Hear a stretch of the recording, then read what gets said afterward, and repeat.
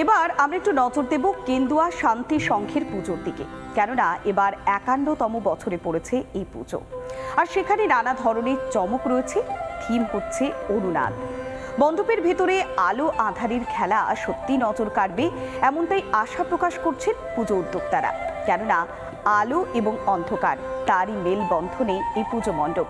আমরা সরাসরি যাব, আমাদের প্রতিনিধি প্রজ্ঞা রয়েছে আমাদের সঙ্গে। প্রজ্ঞা, ঠিক কিভাবে থিমের ঘন ঘটায় পুজো মণ্ডপে?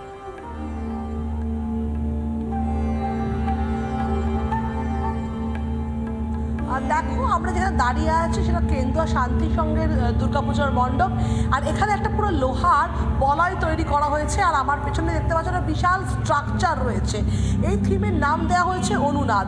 এই মণ্ডপের ভেতরে প্রবেশ করলেই তুমি একটা ঐশ্বরিক শক্তির অনুভূতি তোমার মধ্যে সঞ্চার ঘটবে, এবং তারই একটা প্রতিচ্ছবি তৈরি করা হয়েছে মণ্ডপের ভেতরে, এবং একটা 3D এফেক্ট রয়েছে। এই লোহার স্ট্রাকচার থেকে সরু সরু তারের মতো তার একটা আলোর বিচ্ছুরণ ছড়িয়ে পড়েছে গোটা মণ্ডপে, এবং এখানে একটা দৈবিক শক্তি যে রূপ তা ফুটিয়ে তোলার চেষ্টা চলেছে। এবং মা দুর্গা হচ্ছে যে আদি শক্তি, আদি অনন্ত শক্তি, সেই শক্তির আরাধনা সেই পীঠস্থান তৈরি করা হয়েছে এই মণ্ডপটিকে। এবং এখানে দেবী নিজেও একটি লোহার বলয়ের মধ্যে আবদ্ধ, এবং তার মধ্যে থেকে শক্তি, তার যে দৈবিক শক্তি, একটা পজিটিভ এনার্জি তা গোটা বিশ্ব ব্রহ্মাণ্ডে ছড়িয়ে পড়ছে। সেটা এক সুন্দর আলো আঁধারি খেলার মধ্যে দিয়ে তুলে ধরা হয়েছে। এবং সেই বলয় থেকে সরু সরু তারের একটা তারের রাশি তৈরি করা হয়েছে। যে রাশিগুলো দেখলে তোমার সরু সরু রেখা, তারের যে রেখা, তা দেখলেই বোঝা যাচ্ছে যে মা আদি শক্তি, এবং তাকে ঘিরেই এই বিশ্ব ব্রহ্মাণ্ড চলছে। একদমই প্রজ্ঞা, মা আদি শক্তি রূপে বিরাজমান, এবং তারই সেই কৃপা দৃষ্টিতে চলছে গোটা বিশ্ব সংসার। এভাবেই তুলে ধরা হয়েছে পুজো মণ্ডপ। এর পাশাপাশি আমরা একটু নজর রাখবো বেলেঘাটার দিকে। বেলেঘাটা 33 পল্লীর পুজো মণ্ডপ। প্রাক রজত জয়ন্তী বর্ষের পুজোতে সেজে উঠেছে পুজো মণ্ডপ।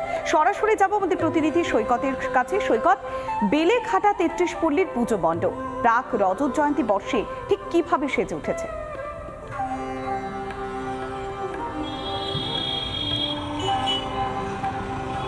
একদমই পূর্ব কলকাতার অত্যন্ত নামী এই বেলেঘাটা 33 পল্লীর এবছরের পুজো প্রাক রজত জয়ন্তী বর্ষ, অর্থাৎ 24তম বছর বয়সে 24তম বছরে এবারের পুজো মণ্ডপ সাজানো হয়েছে।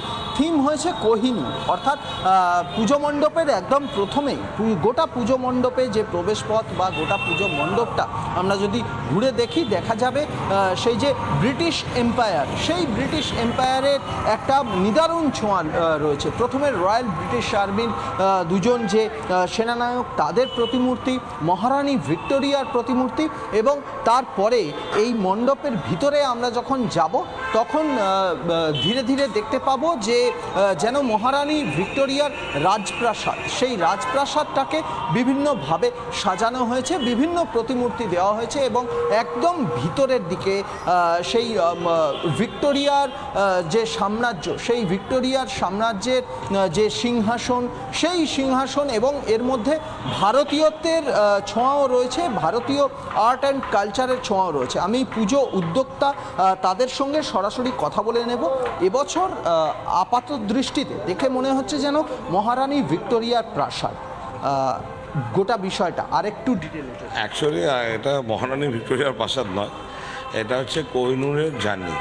ভারতবর্ষে কোহিনূর পাওয়া গেছিলো, এবং এখন বর্তমানে সেটা ইংল্যান্ডে। এই যে জার্নিটা, এর মাঝখানে কিন্তু অনেক হাত বদল হয়েছে এই কোহিনূরের।